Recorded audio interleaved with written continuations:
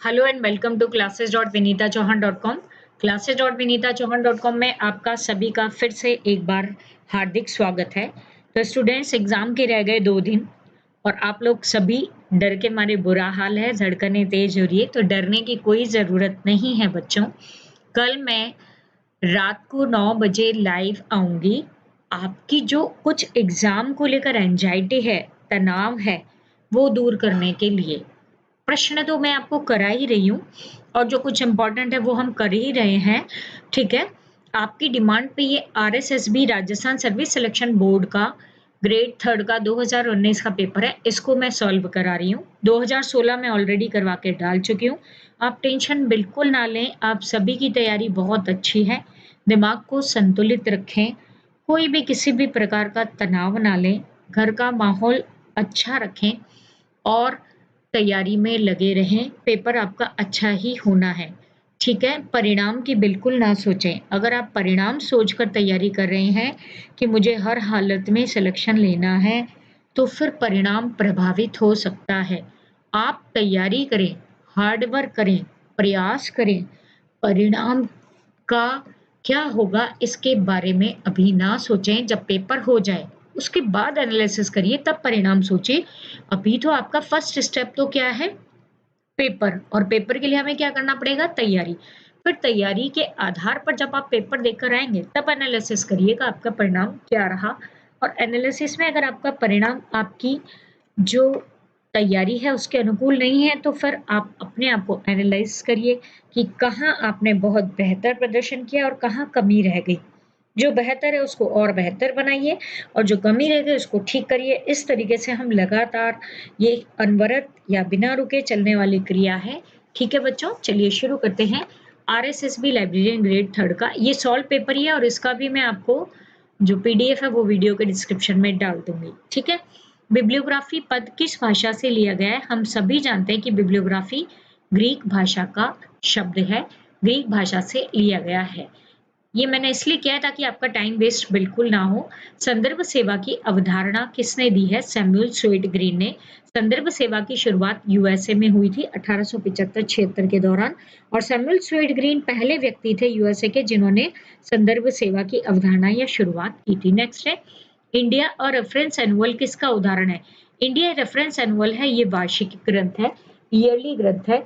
इसका प्रकाशन करती है ministry of information and broadcasting, ठीक है। का पब्लिकेशन डिवीजन, जो पब्लिकेशन डिवीजन है वो इसका ऑथर कहा जा सकता है। अगर आपसे पूछा जाए इंडिया रेफरेंस एनुअल का लेखक कौन है, तो publication division of information, ministry of information and broadcasting, new Delhi से ये प्रकाशित हो रही है। 1953 में इसका पहला एडिशन आया, लेटेस्ट एडिशन आया 2019 में।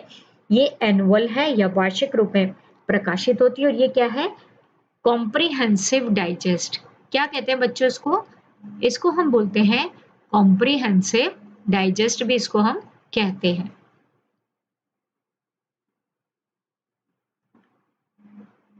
ठीक है बच्चों।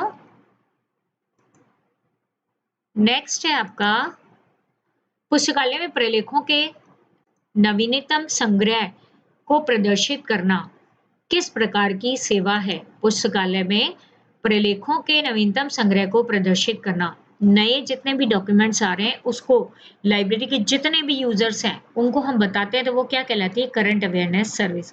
यानी कि अवेयर करना, पाठकों को करंट डॉक्यूमेंट्स के बारे में अवेयर करना, तो ये क्या कहलाती है? Current awareness service.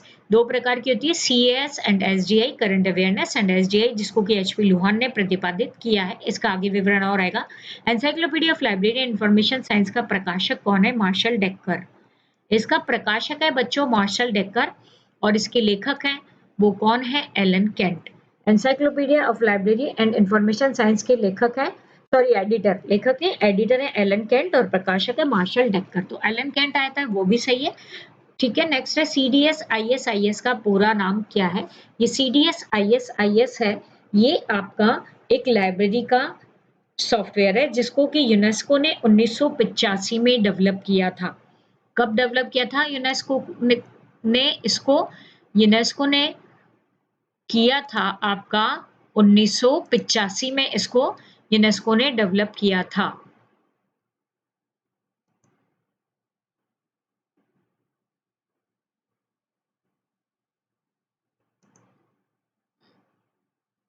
ठीक है बच्चों, तो 1985 में इसको डेवलप किया गया। इसका फुल फॉर्म है कंप्यूटराइज्ड डॉक्यूमेंट सर्विस।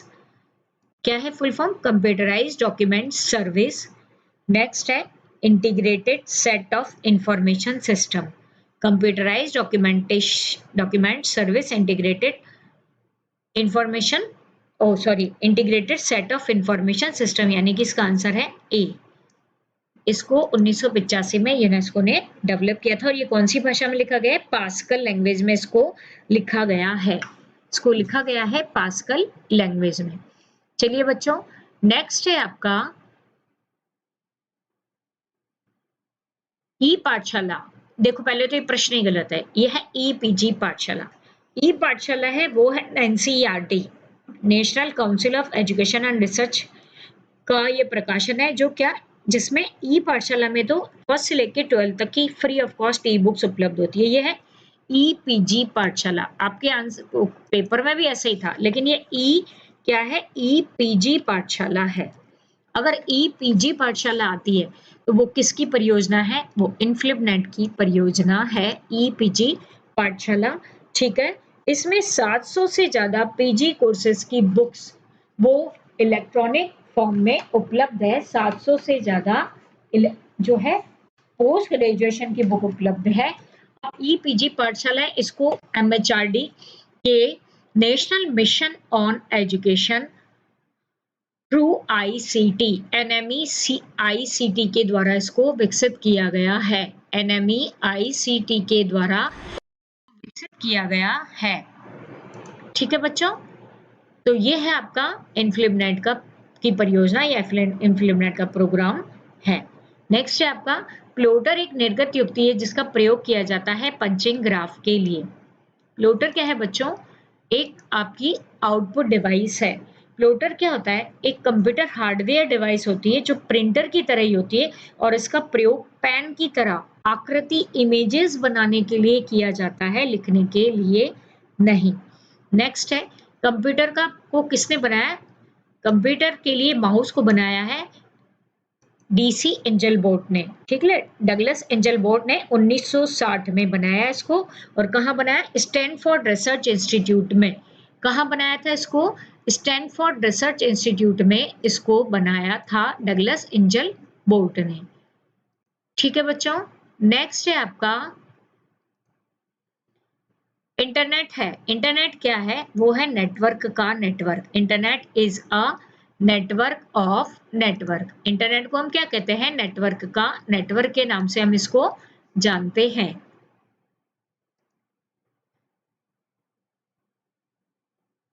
नेक्स्ट है आपका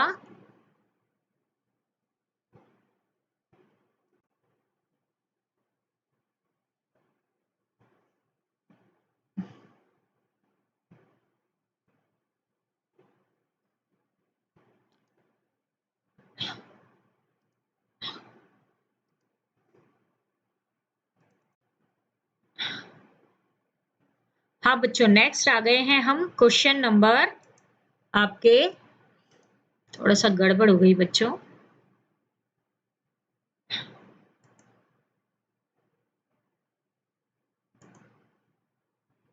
नेक्स्ट आ गया आपका इंटरनेट। 10 क्वेश्चन पे हम पहुंच गए थे। इंटरनेट है नेटवर्क का नेटवर्क। भारत में किसके द्वारा पुस्तकालय विज्ञान की द्वितीय? ये है एसाडॉन डिकिंसन। एडी डिकिंसन का पूरा नाम है एसाडॉन डिकिंसन। 1915 में इन्होंने पंजाब विश्वविद्यालय में सेकंड विद्यालय की स्थापना हुई थी। पहली की थी शाहजीराव गायकवाड़ प्रथम ने 1911 में और बड़ौदा में। नेक्स्ट है पुस्तकालय अधिनियम की आवश्यकता। लाइब्रेरी लेजिस्लेशन, ये लेजिस्लेशन जब भी आता है तो ये हमेशा द्वितीय नियम से संबंधित है। पुस्तकालय अधिनियम हो, पुस्तकालय प्राधिकरण हो, ये किससे संबंधित है? द्वितीय नियम से। इस वर्ष में इंपीरियल लाइब्रेरी कलकत्ता का नाम परिवर्तित किया? 1948 में किया। बहुत बार ये समझा चुकी, वीडियो भी आपने देखा होगा नेशनल लाइब्रेरी ऑफ इंडिया का। चेंज ऑफ नेम एक्ट के तहत आजादी के बाद इसका नाम चेंज करके कर दिया था नेशनल लाइब्रेरी ऑफ इंडिया।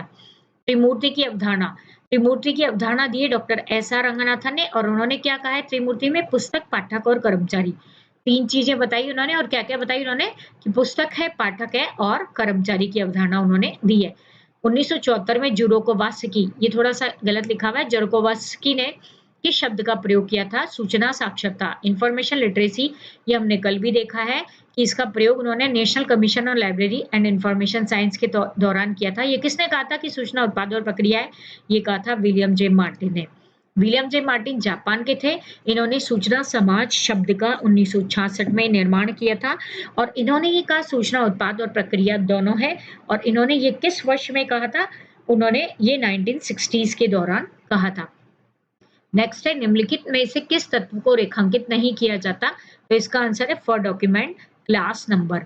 ये जो हम क्लास इंडेक्स एंट्री बनते हैं, CIE बनाते हैं, क्लास इंडेक्स एंट्री में हम एक लिखते हैं डायरेक्टिंग एलिमेंट, ठीक है, उसको हम कभी भी अंडरलाइन नहीं करते।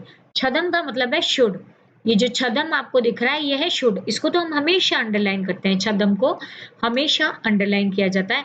सी एंड सी ऑल्सो को भी अंडरलाइन करते हैं, तो हम किसको नहीं करते? For document class number. मुख्य वर्ग डेल्टा का क्रमिक मूल्य, मतलब मुख्य वर्ग डेल्टा कहाँ पर आता है?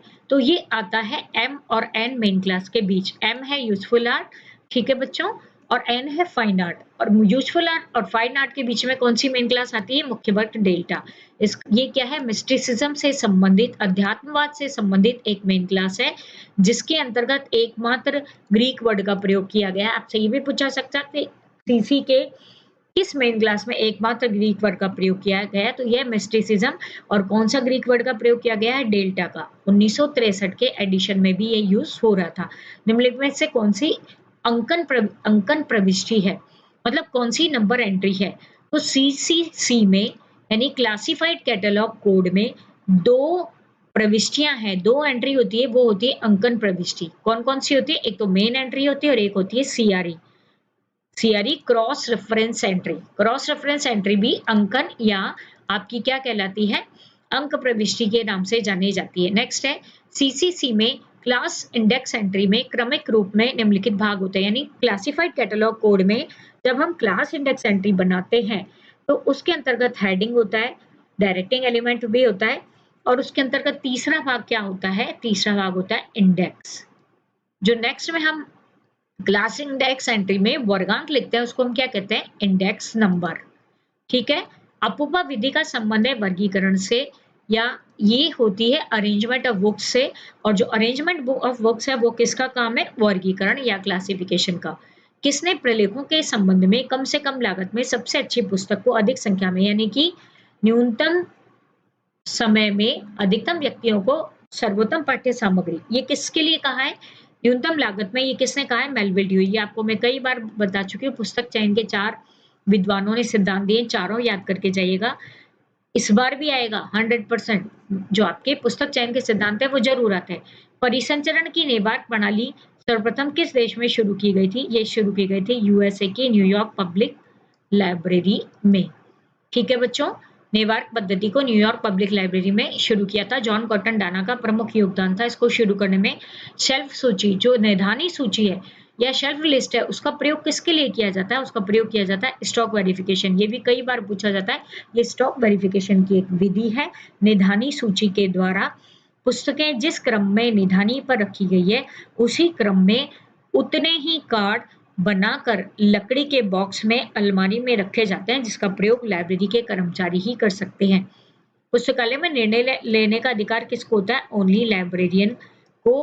अब यहाँ लाइब्रेरियन ही नहीं, लाइब्रेरी कमेटी होती या लाइब्रेरी का अध्यक्ष होता या सचिव होता तो होता, लेकिन यहाँ पर कमेटी नहीं है। तो अब इन चारों में से जो अधिकार लेने का, निर्णय लेने का अधिकार है वो लाइब्रेरियन को। वैज्ञानिक प्रबंध स्कूल के जनक कौन है? CFW Taylor. वैज्ञानिक प्रबंध स्कूल के जनक कौन थे? FW Taylor. अब बच्चों इसको नोट डाउन कर लीजिए, इंपॉर्टेंट क्वेश्चन है, इंग्लिश में नोट डाउन करिए।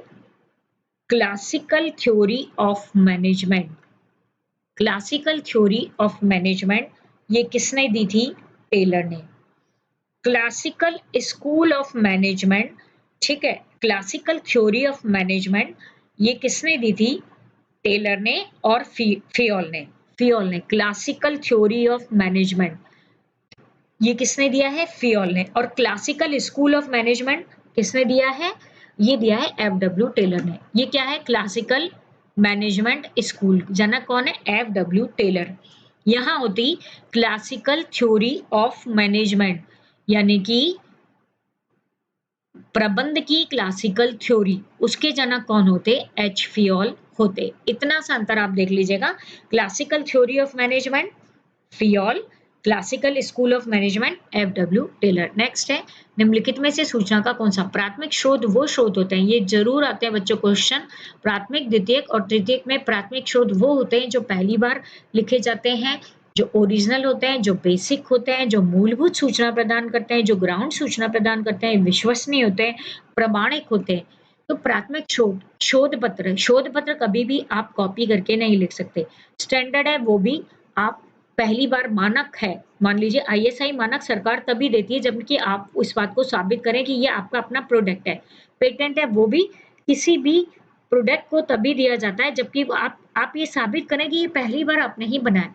तो ये पहली बार है, लेकिन अनुक्रमणीकरण पत्रिकाएं जो है, इंडेक्सिंग पत्रिकाएं हैं, वो इन शोध पत्र या मान लीजिए कोई भी आपकी जो प्रारंभिक पत्रिकाएं हैं, पीरियोडिकल्स हैं, उनसे बनती है अनुक्रमणीकरण और सारकरण। तो ये हमेशा सेकेंडरी सोर्स होगी। सेकेंडरी सोर्स प्रारंभिक स्रोतों से सूचना को एकत्रित, संगठित और संक्षिप्त रूप में प्रस्तुत करते हैं। नेक्स्ट है, पेटेंट किस प्रकार का, अभी अभी मैंने आपको बताया पेटेंट यहाँ आया एक, ठीक है ना, एक अस्व को हिंदी में पेटेंट ही बोलते हैं। तो पेटेंट किस प्रकार का मैंने बताया आपको, प्राथमिक स्रोत है।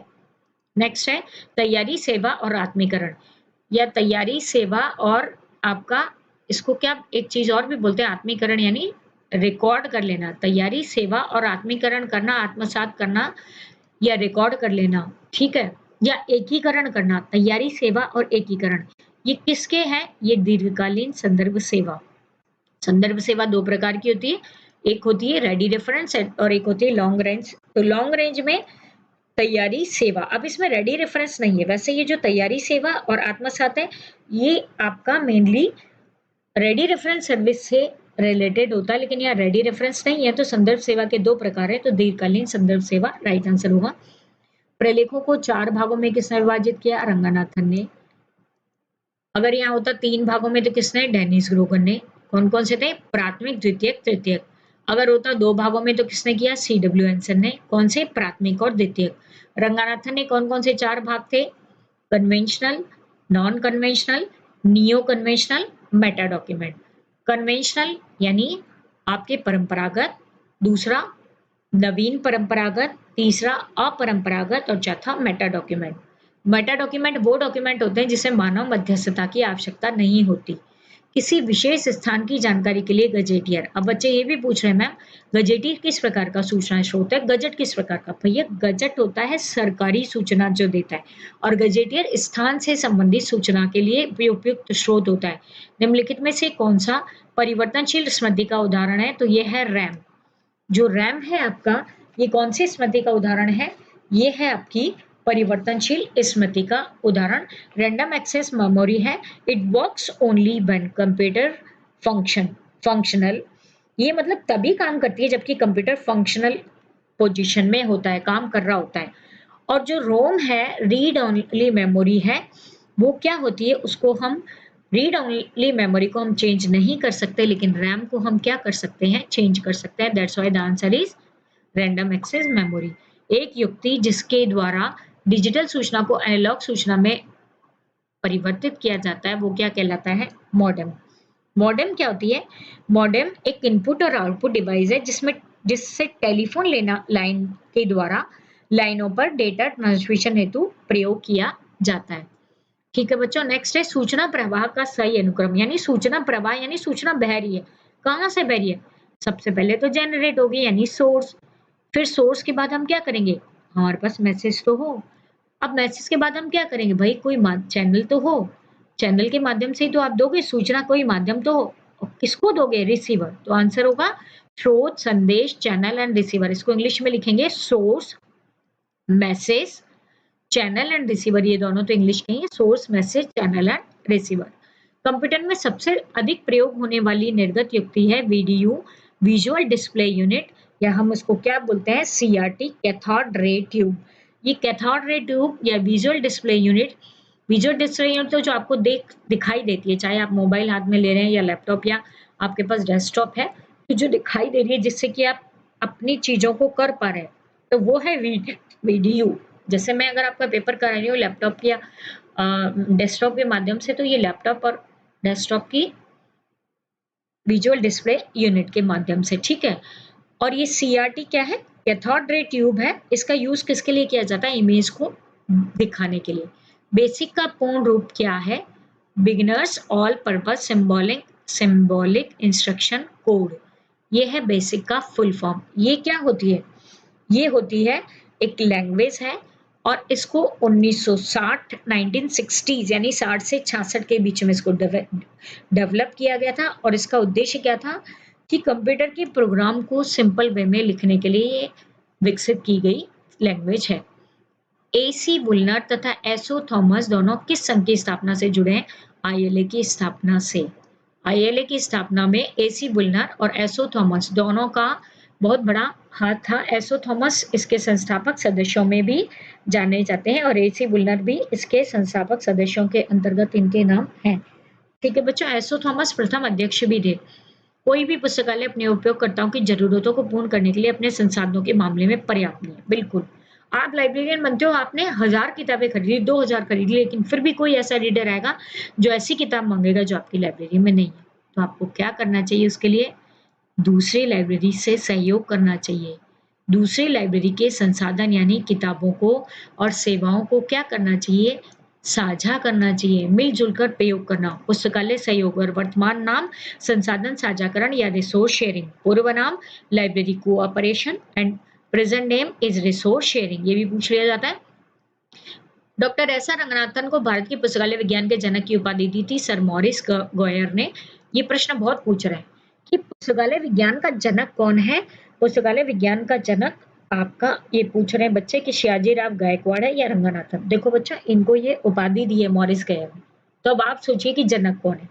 अगर आपसे ये पूछा जाए कि भारत में पुस्तकालय आंदोलन की शुरुआत किसने की, तो वो है शिवाजी राय गायकवाड़। और अगर आपसे कहा जाए कि पुस्तकालय आंदोलन के जनक कौन है, ठीक है, मतलब पिता कौन है पुस्तकालय आंदोलन के, तो श्याजीराव गायकवाड़ की जगह फिर रंगनाथन ही आपका आंसर आएगा। ठीक है, नेक्स्ट है राजस्थान पुस्तकालय संघ के प्रथम अध्यक्ष। बहुत इंपॉर्टेंट क्वेश्चन आ गया था और इसका आंसर था एस बसीरुद्दीन। राजस्थान लाइब्रेरी एसोसिएशन बना 1962 में और उसी दौरान राजस्थान यूनिवर्सिटी में library and information science department की स्थापना की गई थी। Rajasthan library and information science department के अध्यक्ष थे doctor S बसीरुद्दीन।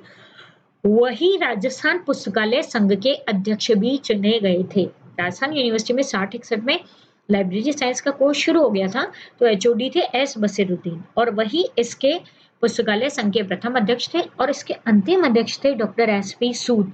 Doctor S P सूद के बाद अभी वर्तमान में राजस्थान पुस्तकालय संघ एक्टिव नहीं है और कोई भी इसका अध्यक्ष भी नहीं है।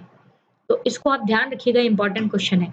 उपभोक्ताओं की बढ़ती हुई जरूरतों को पूरा करने के लिए पुस्तकालयों के लिए निम्न में से क्या आवश्यक है? फिर से मैंने बता दिया, संसाधन साझेदारी। भाई मिलजुल के काम करो, मिलजुल के जो संसाधन है उनको मिलजुल के साझेदारी में काम करो, तभी आप अपने उपयोगकर्ताओं की बढ़ती जरूरतों को पूरा कर पाओगे। निम्न में से किस अनुभाग में आईएसबीएन संख्या दी जाती है? इसका आंसर तो आना चाहिए आईएसबीएन अनुभाग, क्योंकि नोट सेक्शन इसमें दिया गया है, क्योंकि note section most appropriate answer होगा। टाइटल में या हेडिंग में नहीं आता, फिजिकल डिस्क्रिप्शन में भी नहीं आता, तो फिर इसका टिप्पणी आएगा। बट वैसे AACR2 में आईएसबीएन एक अलग ही अनुभाग होता है कुल 8 अनुभागों में से। निम्नलिखित में से कौन सा सूचीकरण का उपसूत्र नहीं है? तो ये कैनन ऑफ शॉर्ट हेडिंग ये सूचीकरण का है, कैनन ऑफ प्रीपोटेंस ये भी है, कैनन ऑफ परमानेंसी ये भी है, लेकिन कैनन ऑफ एक्सक्लूसिवनेस है ये वर्गीकरण का उपसूत्र है, सूचीकरण का नहीं। यानी जो भी आप हेडिंग चुन रहे हो वो एक्सक्लूसिव होना चाहिए। ठीक है, अब ये शॉर्ट हेडिंग क्या कहता है? शॉर्ट हेडिंग कहता है कि जो भी आप हेडिंग चुन रहे हो एंट्री का, वो पाठक ढूंढे। प्रीपोटेंस यानी उसमें मांग करने की संभावना हो, पाठक उसकी मांग करे, वो स्थायी हो, जो शब्द आप बना रहे हो वो स्थायी हो। ऐसा ना हो कि इंडिया है फिर भारत हो गया फिर हिंदुस्तान हो गया, ऐसा नहीं। जो नाम आप चूज कर रहे हो उसमें स्थायित्व का गुण भी होना चाहिए। समान विषयों के प्रलेखों को एक स्थान पर एकत्र रखने की प्रक्रिया है वर्गीकरण। डॉक्टर रंगनाथन ने यही कहा ना, समान विषयों को एक साथ रखना और उसमें से समान को अलग करना, ये क्या कहलाता है? वर्गीकरण। तो समान विषयों के प्रलेखों को, ये हमेशा मैं परिभाषा में आपको बताती हूँ, शुरुआत करती हूँ वर्गीकरण की। तो अब ये देखो बच्चों, ये कई बार मैंने बताया लेकिन फिर भी आप लोग गलती करते हो उसका सही अनुक्रम। अब इसको ध्यान से देख लो, आज मैं वीडियो में बता रही हूँ। डीडीसी में कितने अंक के नंबर बनते हैं? कितने डिजिट के नंबर बनते हैं? आप सभी जानते हो कितने डिजिट के नंबर बनते हैं ये बच्चों? ये बनते हैं आपके डीडीसी में जो नंबर आते हैं वो आते हैं आपके 3 डिजिट। कितने डिजिट के होते हैं? 3 डिजिट। तो ये कितने डिजिट है? 355, 3 हो गई। 49 है, तो अब इसमें 3 कैसे बनाओगे आप? इसको 0 लगा दोगे तो ये क्या बन जाएगा? 490। 55 को क्या बना दोगे? 550। 64 को क्या बना दोगे? 640। 9 को क्या बना दोगे? 900। अब आप बताओ, ये इसी तरीके से तो है 1 2 3 4 5 6 7 8 9, तो आंसर आएगा आपका ए। समझ गए बच्चों? यही तो क्रम यूज किया जाता है। 355, उसके बाद आएगी 490, उसके बाद आएगी 550, फिर 640 और फिर 900। 900 है स्टेन ज्योग्राफी मेन क्लास, ठीक है। नेक्स्ट है, निम्नलिखित में से कौन सा वर्गाचार्य नहीं था? डब्ल्यूसीबी शेयर्स ने वर्गीकरण के सिद्धांत दिए, उपसूत्र दिए, परिभाषा दी, वर्गीकरण के बारे में कई कथन कहे, अंकन के कथन कहे, लेकिन उन्होंने कोई वर्गीकरण पद्धति नहीं बनाई। ब्लिस की बिब्लियोग्राफिक क्लासिफिकेशन है, कटर की एक्सपेंसिव है, ब्राउन की सब्जेक्ट है, लेकिन शेयर्स की कोई वर्गीकरण पद्धति नहीं है, तो इसलिए वो वर्गाचार्य नहीं है। लेकिन इनको वर्गीकरण का, इनको वो कहा जाता है, वर्गाचार्य नहीं कहा जाता। ठीक है बच्चों, व्याकरणाचार्य कहा जाता है इनको। वर्गीकरण का व्याकरणाचार्य अगर आता है तो आंसर आएगा डब्ल्यूसीबी शेयर्स। सभी दृष्टांतों की उपस्थिति, संपूर्णता आदि के लिए नई पुस्तकों की जल्दसाजी। ये आपकी बाइंडिंग के जो 8 चरण होते हैं उसमें कौन सा चरण है? कोलेशन। बाइंडिंग के चरण कहीं 8 दिए कहीं 9 दिए हैं, तो कोलेशन होता है एक एक पन्ने को अलग कर लेना। बाइंडिंग के लिए आप जब भी किताब को भेज रहे हो तो जल्दसाज या बाइंडर कि पुरानी जिल्द, पुराना गत्ता, धागा सबको हटा के एक-एक पन्ने को अलग कर रहा है और उसको क्रमानुसार 1 2 3 4 5 ऐसे 200 तक लगा रहा है, दैट इज कॉल्ड कोलेशन, या इसको हिंदी में बोलते हैं समाकलन। नेक्स्ट है, भारत सरकार का कौन सा नियम पुस्तकालय में पुस्तकों के भौतिक सत्यापन के, इसको याद करना होगा, जीएफआर 2005 का नियम 194 है। वो क्या है? आपके भौतिक सत्यापन या स्टॉक वेरिफिकेशन के संबंधित है। संगठन चार्ट में एक संगठन की संरचना को वर्टिकल एंड हॉरिजेंटल प्रस्तुत करते हैं। इस तरीके से प्रस्तुत करते हैं, वर्टिकल एंड हॉरिजेंटल। नेक्स्ट है आरएफआईडी तकनीक। RFID radio frequency identifier device.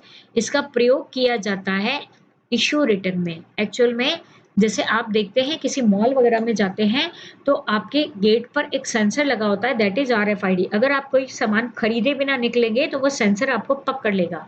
उसी प्रकार किताब को आप बिना इश्यू करे बिना निकलेंगे तो वो पकड़ लेगा आपको सेंसर। तो ये रेडियो फ्रिक्वेंसी आइडेंटिफायर डिवाइस है। ये किस लिए काम में आती है? आगम निगम में, यानी इश्यू रिटर्न में। रूटिंग ऑफ पीरियोडिकल क्या है? ये करंट अवेयरनेस सर्विस। जितने भी आपके नए पीरियोडिकल आ रहे हैं, पीरियोडिकल यानी सामयिक प्रकाशन, अब सामयिक प्रकाशन एक ही आता है तो हम उसको इश्यू नहीं कर सकते, लेकिन एक आधा दिन के लिए जितने भी उस विषय के विद्वान हैं उनको एक आधा दिन के लिए बारी बारी से रूटिंग यानी बारी बारी से उनको देना, फिर जमा करना, देना और जमा करना, तो ये कहलाता है रूटिंग ऑफ पीरियोडिकल्स और ये करंट अवेयरनेस सर्विस का पार्ट होता है। फॉर्डर्स गाइड टू इंडिया, ये है एक पर्यटन निर्देशिका। ठीक है, ये क्या है? एक पर्यटन निर्देशिका है जिसको कि भारत सरकार के द्वारा प्रकाशित किया जाता है और भारत के कौन कौन से दर्शनीय स्थल है, कैसे जाएं, क्या जलवायु है, वहां पर कौन कौन से देखने की है, इंडिया के कौन से टॉप मोस्ट देखने लायक जगह है, उन सब की जानकारी देती है फॉर्डर्स गाइड टू इंडिया। अब देखो बच्चों, ग्लॉसरी, लेक्सिकॉन, थिजोरस और वोकेबुलरी किसके समानार्थक है? शब्दकोश। अब आप इसको याद कर लीजिए, शब्दकोश के और क्या क्या नाम है? Glossary, lexicon, thesaurus and vocabulary. ये सभी के सभी कुछ भी पूछ सकते हैं। शब्दकोश का पर्यायवाची एक जगह पूछा था, लेक्सिकॉन है और आंसर था शब्दकोश, तो आप इन सबको याद कर लीजिएगा। चयनित सूचना प्रसार की अवधारणा दी है हेंस पीटर लोहान या एचपी लोहान ने। ये कंप्यूटर आधारित सूचना है जिसके 7 चरण है, जिसको 1958 के दौरान दिया गया था एचपी लोहान ने। पेटेंट इंफॉर्मेशन सिस्टम है भारत का वो है नागपुर में। जो भारत का पेटेंट इंफॉर्मेशन सिस्टम है वो कहाँ पर है बच्चों? नागपुर में है। और ministry of commerce and industry के तहत इसको स्थापित किया गया है। कहाँ कब स्थापित किया गया है? 1980 में इसकी स्थापना की गई है। क्वेश्चन नंबर 56 है, निम्नलिखित में से कौन सा ओपन सोर्स सॉफ्टवेयर नहीं है? तो ओपन सोर्स सॉफ्टवेयर नहीं है विंडोज। विंडोज है, आप जानते हैं विंडोज सभी काम करते हो विंडोज पे, ये ओपन सोर्स सॉफ्टवेयर नहीं है।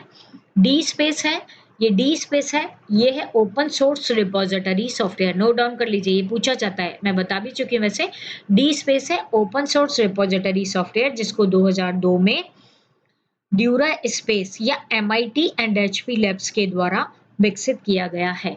नेक्स्ट है आपका ग्रीन स्टोन है, ये क्या है? ये डिजिटल लाइब्रेरी सॉफ्टवेयर है। याद कर लीजिए बच्चों इसको भी, ग्रीन स्टोन है डिजिटल लाइब्रेरी सॉफ्टवेयर, ठीक है। इसको 1997 में यूनिवर्सिटी ऑफ वैकेटो WAIKATO वैकेटो के द्वारा विकसित किया गया है, ठीक है बच्चों। और ये क्या है?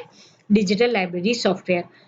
कोहा क्या है? कोहा है open source integrated library software जो पर्ल लैंग्वेज में लिखा गया है और जनवरी 2000 में न्यूजीलैंड की हावर्थन लाइब्रेरी के द्वारा डेवलप किया गया है। ये क्वेश्चन बहुत पूछा जाता है। इन सब जितने भी आपके लाइब्रेरी सॉफ्टवेयर उससे रिलेटेड आप क्वेश्चन, कब बना, किसने बनाया, कौन सी भाषा में लिखा गया है और इसकी कुछ प्रमुख विशेषताएं या नाम, जैसे डिजिटल लाइब्रेरी सॉफ्टवेयर या आपका रिपोजिटरी सॉफ्टवेयर या open source integrated library software क्या है वो भी आपको ध्यान रखना है। CDS-IS हम देख चुके थे, किसने विकसित किया है?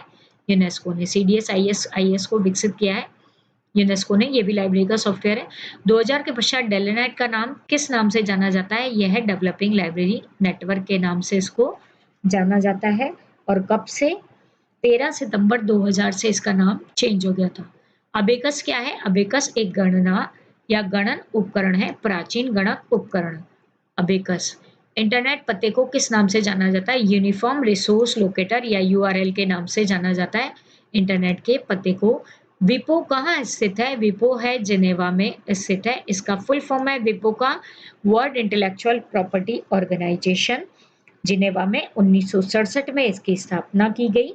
इसके प्रथम डायरेक्टर जनरल थे वो फ्रांसिस गुरे थे, फ्रांसिस गुरे। और इसके वर्तमान समय में 193 मेंबर हैं। ISSN प्रदान करने के लिए निस्केयर की नेशनल साइंस लाइब्रेरी है वो प्रदान करती है ISSN। इसके 8 भाग हैं, ठीक है। 1971 में ये डेवलप हुआ है और 1975 में ISSN प्रकाशित हुआ है। ISSN में अगर आपसे पूछा जाए EISSN किसके लिए, तो इलेक्ट्रॉनिक पत्रिकाओं के लिए। PISSN किसके लिए, तो प्रिंटेड पत्रिकाओं के लिए PISSN।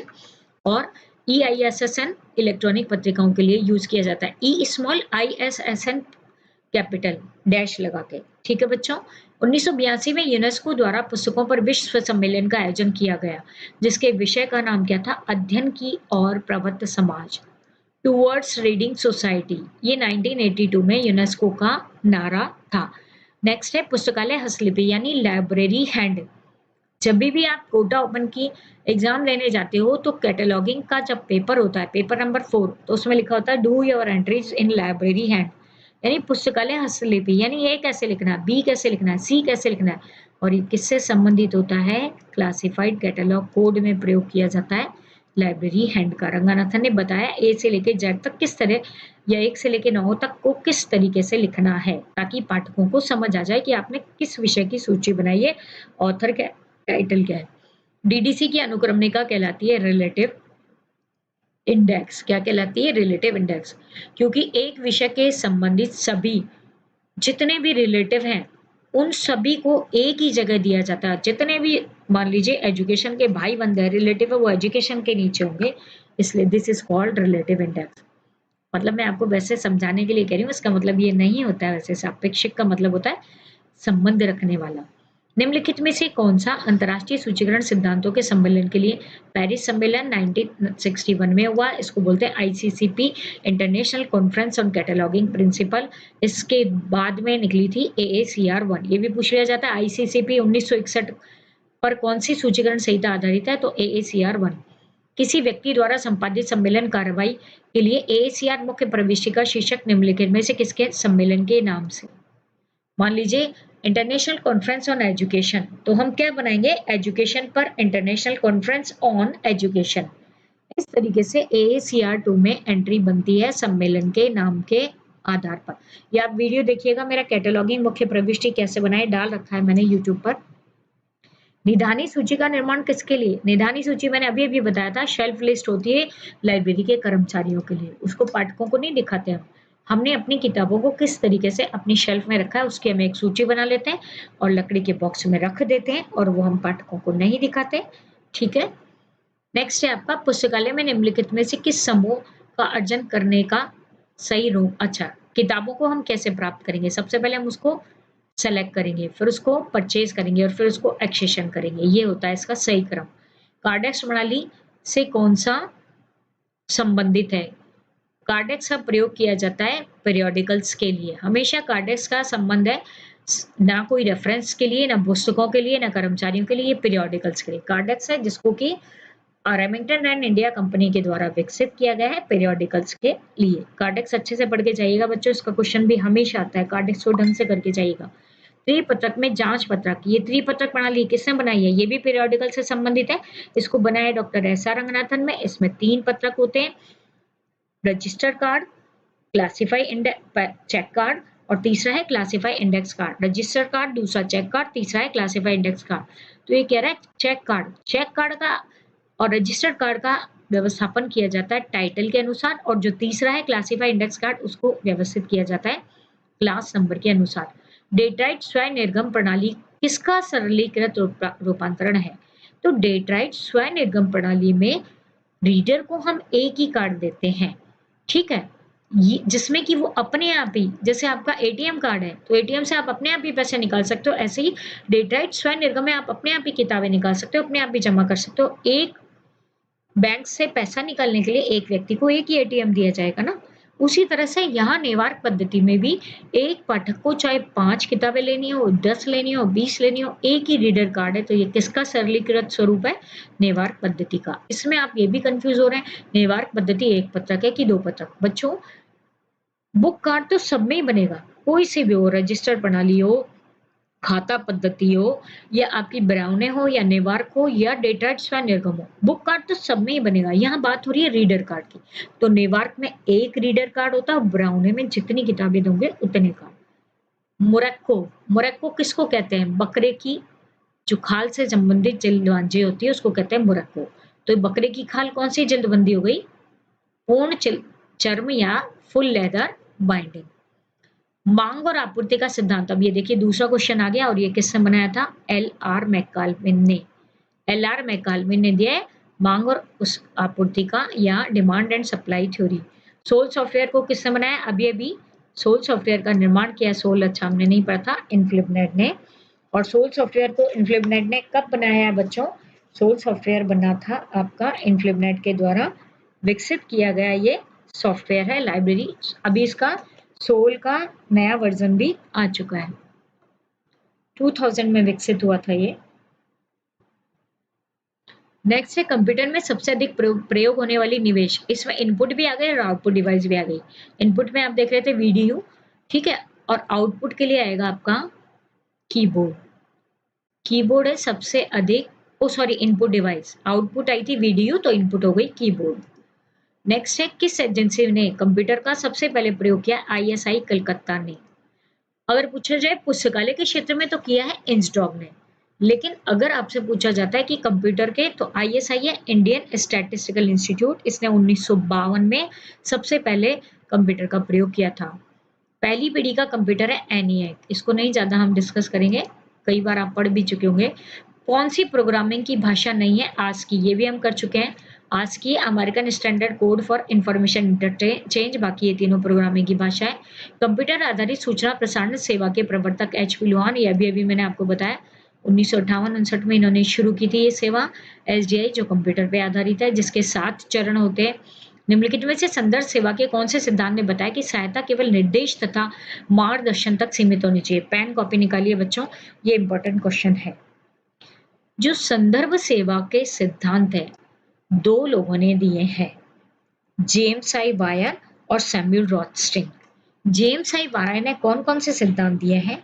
Minimum, conservative, moderate and liberal.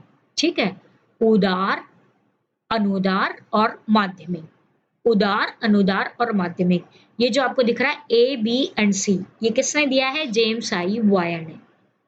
तो ये कह रहे हैं संदर्भ सेवा के कौन से सिद्धांत ने बनाया कि सहायता केवल निर्देश, मतलब आप सिर्फ निर्देश दे रहे हो, मार्गदर्शन, पूरी सूचना नहीं दे रहे हो, तो ये आपका कौन सा रवैया हो गया? अनुदार। उदार नहीं हो, आप अनुदार हो, छोटी सूचना प्रदान कर रहे हो। ये किसने दिया था? जेम्स आई वायर ने। दूसरी थ्योरी दी थी सैमुअल रॉथस्टिन ने, वो क्या थी?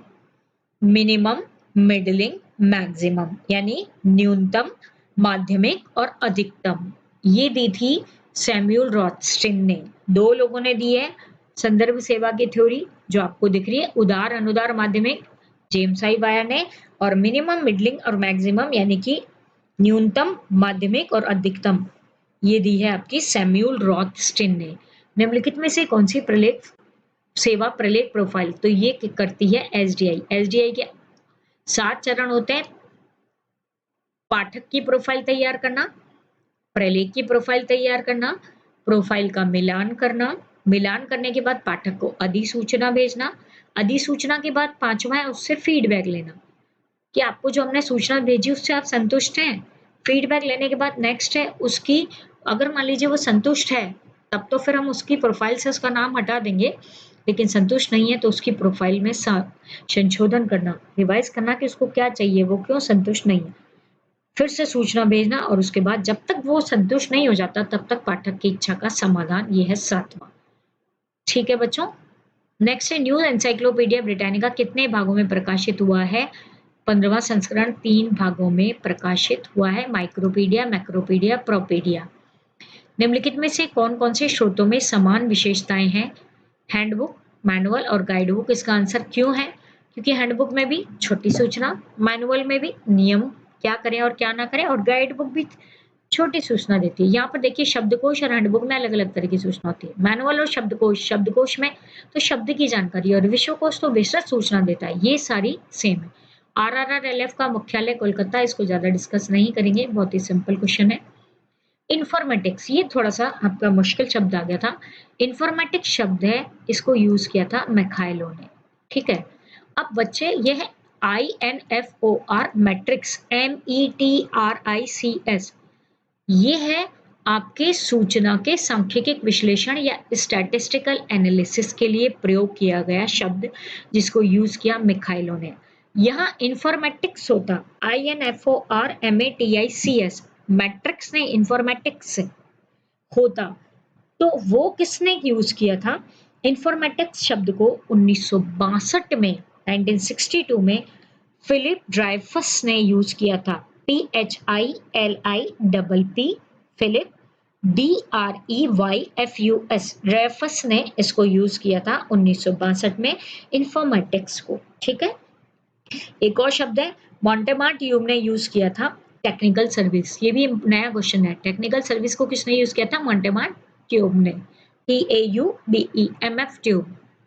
राजस्थान पुस्तकालय अधिनियम 2006 में, अच्छा राजस्थान पुस्तकालय अधिनियम के 8 अध्याय हैं, 8 अध्याय के नाम याद करके जाइएगा, कुछ भी पूछ सकते हैं। पहला अध्याय क्या क्या नाम है, दूसरा क्या है, तीसरा क्या है। जो मेरे जितने भी पेड स्टूडेंट्स हैं उनको आज मैंने लिस्ट भेजी है, और आप कहीं से भी देखकर इसको गूगल से या करके इसके 8 अध्याय के नाम याद करके जाइएगा। चल पुस्तकालय एक प्रकार की क्या है? चल पुस्तकालय विस्तार सेवा, विस्तार सेवा के अंतर्गत प्रचार, प्रसार और जनसंपर्क आता है, और विस्तार चल पुस्तकालय या मोबाइल लाइब्रेरी उसी का एक प्रकार है। सूचना क्या होता है? प्रोसेस डाटा, कच्चा डाटा सूचना नहीं होता, इनपुट और असंगठित भी नहीं होता। प्रोसेस डाटा, जब तक हम प्रोसेस नहीं करते, सबसे पहले ज्ञान, सबसे पहले डेटा, डेटा के बाद सूचना, सूचना के बाद ज्ञान, और ज्ञान के बाद बुद्धिमत्ता। तो जो सूचना होती है वो डेटा का प्रोसेस डेटा होता है, वो तब बनती है सूचना। पुस्तकालय और सूचना प्रणाली की राष्ट्रीय नीति के अध्यक्ष कई बार हम कर चुके हैं, DB चट्टोपाध्याय थे, 1986 में उन्होंने रिपोर्ट दी थी। रंगनाथन के द्वारा प्रायोगिक वर्गीकरण हेतु, ये है 9 स्टेप्स ऑफ क्लासिफिकेशन की बात कर रहे हैं। इसमें बच्चे कंफ्यूज होते हैं कि पहला स्टेप कौन सा होगा, दूसरा कौन सा होगा। तो बच्चों ये कभी-कभी एग्जामिनर भी कंफ्यूज कर देता है। जैसे 0 को वो 0 मानता है और 1 को 1 मानता है। जैसे 1 वाला तो 2 हो गया ना, वैसे एक्चुअल में अगर हम देखेंगे तो जो 1 पे है वो 2 है। और मान लिए मुझे पूछ रहे 9वां स्टेप कौन सा है, तो आपके पास तो 8 ही स्टेप है। तो जो 9वां स्टेप है, वर्गांक का जो 9वां स्टेप है वही तो आप बताओगे 9 स्टेप में। तो 9वें स्टेप को 9 पे और 1 स्टेप को 2 पे इस तरीके से करेंगे। नेक्स्ट है ACR2 सबसे पहले कब आया था? 1978 में, फिर रिवाइज हुआ 1988 में। ठीक है। नेक्स्ट है CCC का 5वें संस्करण में सहायक थे ए नीलमेघन। 1964 में आया था ये 5वां संस्करण, जिसके सहायक थे ए नीलमेघन, रंगनाथन के सहायक थे। द्विबिंदु वर्गीकरण पद्धति का नवीनतम संस्करण कैसा है? पूर्णतया 7वां एडिशन है, वो फ्रीली फैसेटेड है, मुक्त पक्षात्मक। इसको अगर पूर्णतया मुक्त पक्षात्मक करोगे तो वो और भी ज्यादा अप्रोप्रिएट है। ऑलमोस्ट है आपका, ऑलमोस्ट फैसेटेड है, वो है 6 रीप्रिंट। नहीं सॉरी, ऑलमोस्ट फैसेटेड तो है UDC। इन्यूमरेटिव है लाइब्रेरी ऑफ कांग्रेस, और फैसेटेड है आपका 6 रीप्रिंट। नेक्स्ट है आपका रूल्स फॉर डिक्शनरी कैटलॉग लिखिए चार्ल्स सेमीकटर ने 1876 में। ACR2 के अनुसार आर के गुप्ता को लिखेंगे, पहले गुप्ता फिर आर के। अगर ये CCC में होता तो गुप्ता को कैपिटल में लिखते और आर के को ब्रैकेट में लिखते, और ये 2 डॉट हम नहीं लगाते और ये कॉमन नहीं लगाते क्योंकि ब्रैकेट में आता आर के। परिग्रहण पंजिका में प्रलेखों का अभिलेखन पुस्तकालय में जिस तारीख को आपकी किताब प्राप्त होगी उसी तारीख के आधार पे हम उसको एक्सेशन रजिस्टर में एंटर करते हैं। गुलिक द्वारा प्रबंध के कार्य में planning, organising, staffing, coordinating, directing, reporting and budgeting, ये सारे में ING है बच्चों, याद रखना। अगर इंग्लिश में हो तो ING ध्यान रखना। अगर ये रिपोर्टिंग होता, प्रतिवेदन नहीं रिपोर्टिंग होता, तो रिपोर्ट नहीं रिपोर्टिंग है। निम्नलिखित में से कौन सा नियोजन का तत्व नहीं है? नियोजन आप खुद ही मान लो, आप कुछ योजना बना रहे हो तो क्या परिणाम बनाओगे क्या? यही मैंने आपको शुरू में बताया था कि परिणाम नहीं सोचते। जब हम प्लानिंग कर रहे हैं कि हमें तैयारी करनी है, एग्जाम देना है, तो परिणाम नहीं सोचना। एक सक्सेसफुल मैनेजर या मैनेजमेंट ये नहीं करता। वो लक्ष्य, आपको अपने एग्जाम का लक्ष्य निर्धारित करना है, कैसे पढ़ना है उसके लिए नीतियां बनानी है। नीतियां बनाने से काम नहीं होगा, एक्शन करना है, गतिविधियां करनी है, पढ़ना भी है। परिणाम को छोड़ देना है, तभी परिणाम आता है। परिणाम को आपने सोच लिया तो परिणाम इफेक्टिव होगा 101%। इसलिए तैयारी करिए, परिणाम की मत सोचिए बच्चों। नेक्स्ट है उन राज्यों में सार्वजनिक पुस्तकालयों के लिए आय का मुख्य स्रोत कहाँ है? क्या है? जहाँ पुस्तकालय अधिनियम लागू किया गया है वहां पर है पुस्तकालय उपकर, क्योंकि पुस्तकालय अधिनियम के अंतर्गत वो क्या लगा देते हैं? कर। तो सार्वजनिक पुस्तकालयों के लिए उन राज्यों में मुख्य है पुस्तकालय उपकर, वरना तो केंद्रीय सरकार या RRLF होता है आय का स्रोत। चलिए बच्चों, हम अपनी वाणी को मैं यहीं विराम देती हूँ। अब आपका कोई पेपर मैं नहीं करूंगी, कल मैं लाइव आकर देखती हूँ कि आपका कल ये पेपर तो डलेगा ही आपका, और लाइव आकर मैं आपको कुछ मोटिवेशन या कुछ प्रॉब्लम है, क्वेश्चन तो बहुत पूछ चुके, क्वेश्चन पूछ के आप इसके बजाय आप पेपर से रिलेटेड कुछ परेशानी है, आपको मेंटली कुछ प्रॉब्लम हो रही है, कुछ काउंसलिंग चाहते हैं तो वो करिए आप। क्वेश्चन के आंसर क्वेश्चन तो आप कर सकते हैं, ठीक है ना। अब हम क्वेश्चन पे नहीं, अब आपको मेंटली स्टेबल होना कैसे है उसकी बात करेंगे हम कल। तो कल रात को 9 बजे मैं लाइव आकर, आपके जो भी हैं आप आइए, ज़्यादा से ज़्यादा इस वीडियो को शेयर करिए, ठीक है। और सब्सक्राइब कर लीजिए चैनल को, क्योंकि हमारे चैनल पर बहुत ही जल्दी 19 सितंबर के बाद 5-10 दिन के बाद आपको एक सरप्राइजिंग कोर्स हम शुरू करने जा रहे हैं। तो लाइक करिए, सब्सक्राइब करिए और शेयर करिए, ठीक है बच्चों। हम आपके लिए इतना कर रहे हैं तो आप हमारे लिए इतना तो कर ही सकते हैं। Thank you.